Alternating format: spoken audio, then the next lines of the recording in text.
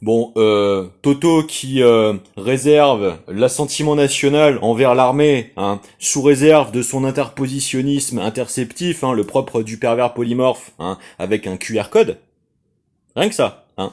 Donc l'histoire de l'armée nationale, commençant par la Fédération populaire à la bataille de Valmy, dans un élan collectif contre la tyrannisation, qui doit aujourd'hui obéir au claquement de doigts et à l'œil, hein, du petit Néron qui nous était pondu, hein, par la maison mère Rothschild, commençant par une insulte à l'enfance, par la négociation de la branche nutrition infantile, en faisant un petit apparatchiki qui aujourd'hui nous sort la diatribe d'être prêt à aller verser jusqu'à son sang pendant qu'il est incapable d'ouvrir l'enquête sur l'affaire Epstein en France, ou de doter les pompiers des moyens suffisants, alors que le génie et l'intelligence collective populaire souveraine le lui a signifié depuis le tout début de ses mandats pourris obtenus à l'arraché, après la longue déliquescence d'une succession d'infiltrations d'assassins économiques perpétrés contre notre nation, dont le bilan est d'avoir ruiné la France et d'essayer de mettre sous coupe réglée la récupération par la tutelle de ces réseaux corruptionnels, l'intégralité de tous les potentiels de valeur susceptibles d'être émergés de notre pays.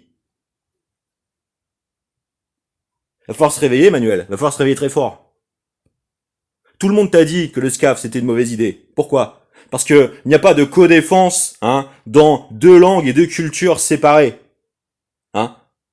Tu parles quoi en langage de commande? Le germano-c? Hein? Faut te réveiller, Manuel. Faut vraiment te réveiller très fort. Parce que si c'est nous qui te réveillons, ça va pas te plaire. Mais en même temps, hein, on te l'aura tous dit.